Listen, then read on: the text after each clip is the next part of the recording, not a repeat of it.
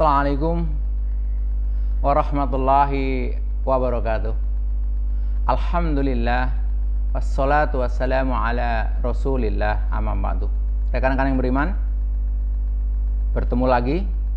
Saat ini saya akan menyampaikan tema motivasi dan inspirasi Islam, masih berkaitan dengan Ramadan, dengan tema melayakkan diri untuk bisa meraih kemuliaan Ramadan. Dalam hidup kita sering kepada Allah minta rezeki yang banyak, minta sehat, rumah tangga yang sakinah, akhir hidup yang husnul khotimah. Bagus minta dan Allah senang kepada orang minta. Sampai Allah malu kalau ada orang minta tangannya sampai mengangkat ke atas dan Allah tidak mengabulkan. Tapi sayang, sebagian kita setelah minta kepada Allah tidak melayakkan diri untuk pantas dikasih oleh Allah, tidak memantaskan diri untuk segera diberi oleh Allah Subhanahu wa taala. Saya bikin analog sedikit sebelum ke tema. Kalau ada anak kita laki-laki, dua-duanya kakak beradik, yang kakaknya bilang, "Ayah, tolong belikan kakak sepeda." Tapi setelah minta sepeda, sholat juga enggak rajin, enggak bantu ayahnya, sholat juga enggak jamah ke masjid, belajarnya tidak serius gitu ya. Ini anak pertama. Adeknya bilang, "Ya, Dede minta sepeda." Tapi setelah dia ngomong seperti itu, besoknya dia rajin bantu mamahnya nyuci piring walaupun sedikit, belajarnya rajin, kalau ada langsung ke musola, seringkali pulang kakinya lecet-lecet, celananya kotor. Ketika ditanya, "Dari mana, Dek?" "Adek tadi minjem sepeda tetangga ya, latihan sepeda," gitu kan. Coba bayangkan, kalau rekan sekalian yang beriman menjadi orang tua dari anak tadi, mana yang akan dibelikan sepeda terlebih dahulu, kakaknya atau adiknya? Insya Allah jawabannya sama, adiknya. Kenapa? Kakaknya tidak memantaskan diri, tidak melayakkan diri untuk diberi, sedangkan adiknya memantaskan diri atau melayakkan diri. Nah, hari ini kita ingin bagaimana kita melayakkan diri di hadapan Allah, layak untuk bisa apa? Mendapatkan kemuliaan Ramadan. Lalu kemuliaan Ramadan yang Allah janjikan seperti apa? Apa masih menarik bagi kita dan rekan-rekan sekalian? Saya ngumpulin banyak sekali, tapi nggak mungkin saya bacakan hadisnya saja. Yang pertama, Ramadan adalah bulan yang diberkahi. Kalau di episode sebelumnya saya menyampaikan seperti tanah yang subur, ibaratkan oleh para ulama. Yang kedua, pintu surga dibuka, pintu neraka ditutup, setan dibelenggu. Satu malam, ada satu malam yang lebih baik dari 1000 bulan. Diberi pahala langsung oleh Allah tanpa batas untuk orang berpuasa. Puasa mendatangkan kebahagiaan di dunia dan di akhirat. Bahagia ketika buka, bahagia ketika berjuang robnya. Dan dosa-dosa orang berpuasa diampuni. Puasa dan Al-Quran memberi syafaat pada hari kiamat. Doa-doa diijabah, melangit selama puasa. Dan puncak balas orang berpuasa adalah menjadi orang-orang bertakwa. Mari kita lihat salah satu hadis Rasulullah SAW berkaitan dengan kemuliaan Ramadan. Atakum Ramadan syahrul mubarak. Telah datang kepadamu bulan yang diberkahi Allah Ta'ala. Kemudian hadis yang lain, as-siyamu wal Qur'an yasfa'ani lil 'abdi yaumal qiyamah. Yaqulu siyam ai rabbi mana'tu ta'ama was sahawati binahari. Fasaffi'ni fihi wa yaqulul Qur'an mana'tuhu naum billail fasaffi'ni fihi qala fayusaffa'ani. Rawahu Ahmad. Kalau terjemahkan, sesungguhnya puasa dan Al-Quran memberi syafaat kepada pelakunya pada hari kiamat. Puasa berkata, "Ya Tuhanku, aku telah menahan hasrat makan dan syahwatnya, maka berilah aku izin untuk memberikan syafaat kepadanya." Dan berkata Al-Quran, "Wahai Tuhanku, aku telah menghalanginya dari tidur untuk qiyamul lail, maka berilah aku izin untuk memberikan syafaat kepadanya." Nabi bersabda, maka keduanya diberi izin untuk memberi syafaat. Rekan-rekan sekalian, bayangkan dalam suatu kondisi banjir yang luar biasa. Lalu ada seseorang terjebak karena banjir lebih 2 meter di lantai 2, air semakin meninggi, orang-orang udah pergi semua kecuali satu keluarga itu. Dalam kondisi seperti itu, tiba-tiba datang perahu karet misalkan. Maka bahagia sekali tentunya. Orang tadi akan sujud syukur, akan menyampaikan terima kasih berulang-ulang kepada petugas yang menjemputnya. Kenapa? Dia dalam keadaan bahaya, menanti betul pertolongan.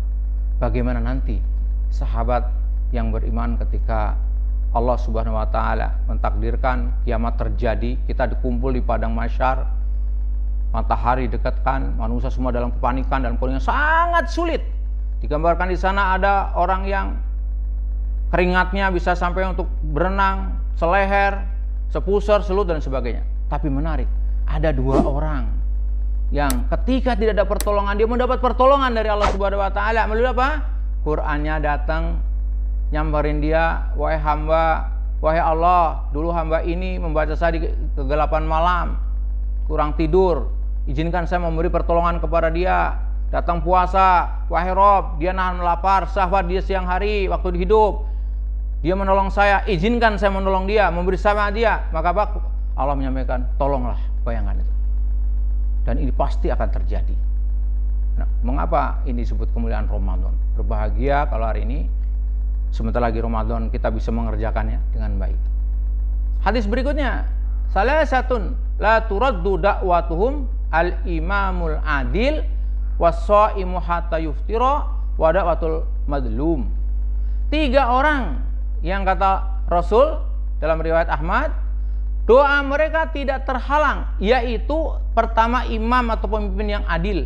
Orang yang kedua adalah orang yang berpuasa hingga berbuka, dan orang yang ketiga orang terdolimi. Doa mereka dibawa ke atas awan dan dibukakanlah pintu langit untuknya. Lalu Allah Azza wa Jalla berfirman, demi izzahku aku akan menolongmu meski setelah beberapa waktu. Jadi pasti dikabul. Semoga. Bayangkan Bapak Ibu, ada bulan yang setiap hari dari pagi sampai sore doa kita makbul karena hari itu kita puasa. Maka ayo tanami hari itu dengan benih-benih yang bagus. Artinya kita banyak berdoa, jangan sia-siakan waktu kita. Nah, ini diantara kemuliaan-kemuliaan Ramadan, dan tentu banyak sekali kemuliaan Ramadan yang lain yang tentunya yang sangat populer adalah kemuliaan Ramadan di surat Al-Baqarah ayat 183, hai orang-orang yang beriman, diwajibkan atas kamu berpuasa sebagaimana diwajibkan atas orang-orang sebelum kamu agar kamu bertakwa. Dan tentu kita tahu balasan bertakwa luar biasa. Ini disebut kemuliaan Ramadan. Kemarin di video yang sebelum ini disampaikan balasan orang pertama bertakwa, yang pertama diterima amal ibadahnya. Surat Al-Maidah 27, diberi ilmu yang luar biasa, diberi jalan keluar setiap problem, diberi rizki dari arah yang tidak sangka-sangka. Surat Tolak ayat 3, orang berpuasa dimudahkan segala urusannya, orang bertakwa diberkahkan hidupnya, orang bertakwa dihapus dosa dan lipat gandakan pahala, dan orang bertakwa insya Allah mati masuk surga. Dan masih banyak balasan yang lain, 28 lebih itu balasan orang bertakwa. Nah, masalahnya adalah apa yang harus kita lakukan agar kita bisa meraih kemuliaan Ramadan. Saya menyampaikan di sini, paling tidak sahabat yang beriman, ada 5 langkah melayakkan diri untuk bisa meraih kemuliaan Ramadan. Apa 5 langkah itu? Yang pertama, mujahadah. Artinya apa? Sungguh-sungguh. Yang kedua, muahadah, membuat janji, membuat target amalan Ramadan. Yang ketiga, muaqobah, kalau janji kita nggak terlaksana, kita memberi sanksi untuk diri kita sendiri.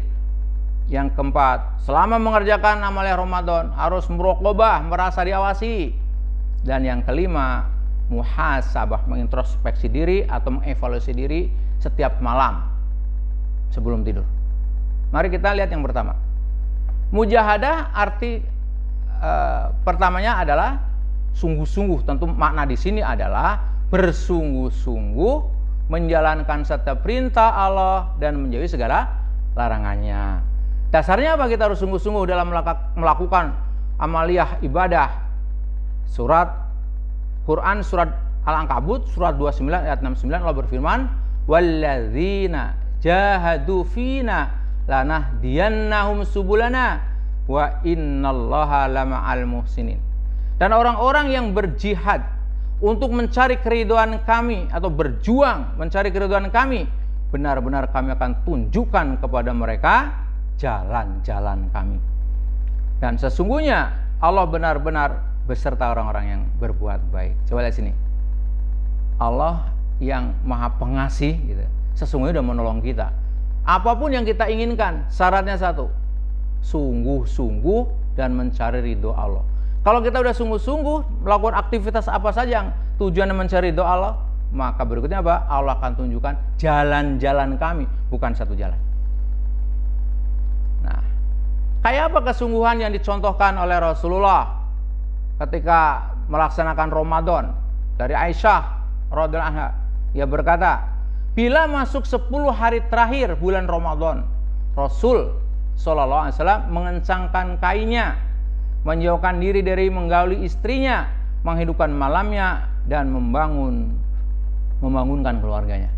Ini contoh Rasul ketika sungguh-sungguh dalam melakukan amaliyah Ramadan. Nah, praktek kita gimana? Menunjukkan kita sungguh-sungguh. Praktek kita menunjukkan sungguh-sungguh adalah dengan cara 5 siap yang di video yang beberapa hari yang lalu sudah disampaikan. Apa 5 siap itu? Menunjukkan kita sungguh-sungguh. Siap ilmu, siap hati, siap fisik, siap harta, siap tindakan. Jadi saya sungguh-sungguh nih mau masuk bulan Ramadan. Ya berarti kita menyiapkan ilmunya, menyiapkan hati kita, menyiapkan fisik kita. Kalau Rasul sholat berjamaah, sholatnya sampai kakinya bengkak, jangan sampai kita belum sholat kakinya sudah bengkak. Ya, sholat siap fisik, siap harta untuk sedekah dan untuk bulan Ramadan, dan tentu yang kelima siap action, siap tindakan. Ini sudah dikupas, menunjukkan bahwa kita sungguh-sungguh. Oke, selanjutnya 5 langkah yang harus kita lakukan, yang dengan 5 langkah itu layak kita mendapatkan kemuliaan Ramadan. Pertama adalah kita dengan mujahadah, sungguh-sungguh. Setelah kita sungguh-sungguh mujahadah, maka berikutnya muahadah. Mujahadah tadi sudah sungguh-sungguh dengan 5 siap. Siap ilmu, siap hati, siap fisik, siap harta, siap tindakan. Yang berikutnya adalah muahadah. Apa itu muahadah? Yang kedua, muahadah adalah selalu mengingat janji kita dengan Allah awal mulanya itu. Tetapi dalam keadaan Ramadan, muahadah itu dengan membuat target amalan Ramadan. Allah Subhanahu wa taala berfirman di surat An-Nahl ayat 91 yang artinya, dan tepatilah perjanjian dengan Allah apabila kamu berjanji, dan janganlah kamu membatalkan sumpah-sumpahmu itu. Oke, coba renungkan sejenak. Inilah janji yang kita ulang-ulang dalam setiap sholat. Yang pertama, kita berjanji kepada Allah, asyhadu alla ilaha illallah wa asyhadu anna muhammadar rasulullah. Aku bersaksi bahwa tidak ada ilah selain Allah, dan aku bersaksi bahwa Muhammad adalah utusan Allah.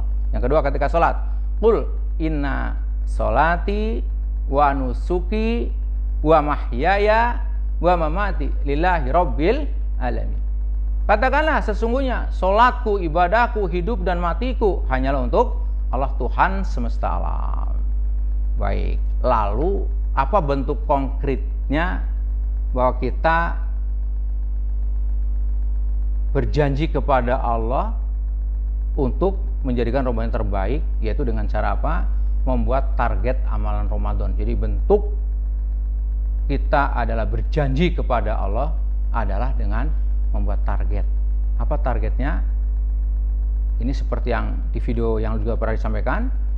Misalkan saya membuat target amalan Ramadan nomor 1, selama Ramadan saya akan sholat 5 waktu full berjamaah. Yang kedua, saya akan sholat sunnah rawatib 12 rakaat setiap hari. Saya akan sholat tarawih 11 rakaat bersama imam di masjid sampai witir, sehingga dapat pahala seperti sholat sepanjang malam. Saya akan membaca Quran sehari 1 juz. Saya akan menghafal Quran misalkan 30 juz, ya juz 30 maksudnya. Misalkan baca terjemah Al-Quran sehari misalkan 2 lembar, silakan aja.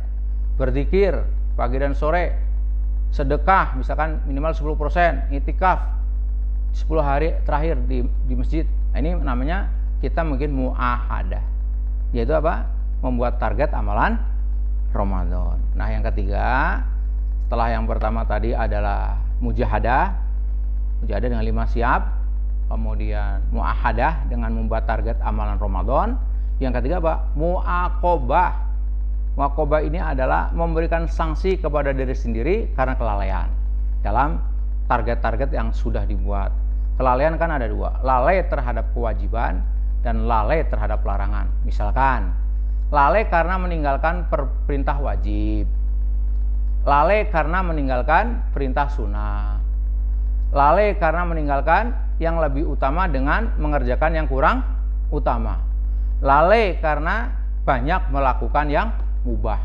Ini harus diurut. Nah, mudahnya adalah dengan muaqobah adalah membuat tabel muaqobah untuk diri sendiri.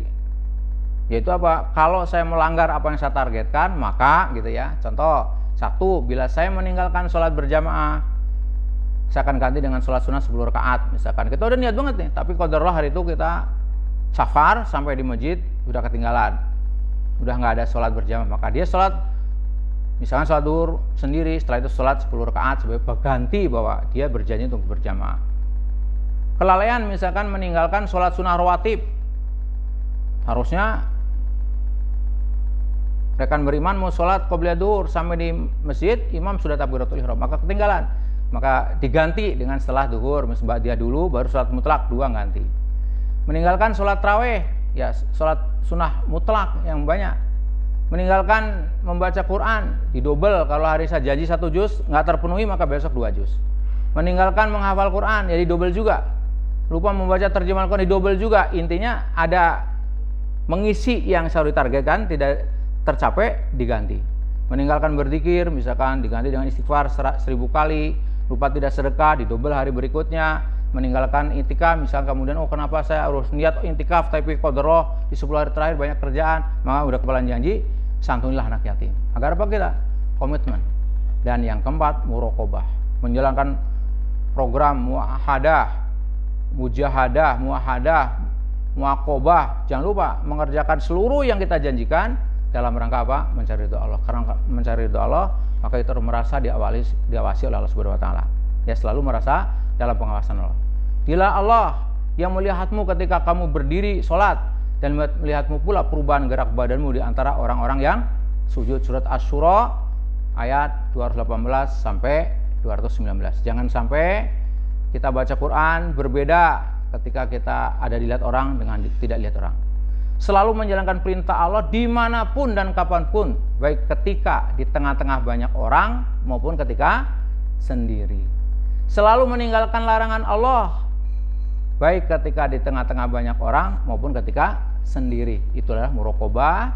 Dan pada akhirnya yang terakhir adalah muhasabah, introspeksi diri, menghitung kembali amalan-amalan yang belum dilaksanakan dan dosa-dosa yang telah dilakukan. Ya, pendeknya kalau dalam amalannya Ramadan adalah setiap kita mau tidur, kita evaluasilah apa yang ditargetkan, apa yang tercapai, apa yang tidak tercapai. Demikian rekan-rekan, untuk mengingat kembali agar kita terpatri dalam diri kita masing-masing bahwa untuk kita yang sedang memantaskan diri, melayakkan diri untuk mendapatkan kemuliaan Ramadan ada 5 langkah. Yang pertama mujahadah, yaitu sungguh-sungguh. Dengan apa? 5 siap, sungguh-sungguhnya. Siap ilmu, siap hati, siap fisik, siap harta, dan yang kelima adalah siap amal, action. Yang kedua muahadah, yaitu membuat janji kepada Allah. Dengan apa? Membuat target amalan Ramadan. Tadi udah buat, misalkan janji 1 hari sholat 5 waktu berjamaah dan sebagainya. Yang keempat muaqobah, membuat sanksi kalau kita udah janji sholat qobliyah atau rawatib 12 rakaat tidak tercukupi, nggak diganti di hari yang lain. Lalu ada seorang jamaah bertanya kepada saya, apa ada contohnya muaqobah? Banyak. Contohnya Rasul kalau sholat malamnya tidak cukup seperti yang diinginkan, maka ditambah dengan sholat duha yang banyak. Begitu pula Umar bin Khattab ketika terlambat sholat asar, kemudian tanya kepada temannya, dari mana kamu? Dari sholat asar. Kemudian Umar sadar bahwa ternyata sudah asar, padahal dia tadi di kebun. Maka dia mengakobah dirinya, Pak, kebun yang korma 2 hektar dia disediakan ke orang lain, agar apa? Dia tidak terlambat sholat asar. Itu muakobah. Yang keempat, muraqabah, kita merasa diawasi, dan kapan saja amal kita hanya untuk Allah dan Allah yang mengawasi kita. Dan yang terakhir adalah muhasabah, introspeksi diri. Mudah-mudahan kita semua layak dan pantas mendapatkan kemuliaan Ramadan. Semoga bermanfaat. Assalamualaikum warahmatullahi wabarakatuh.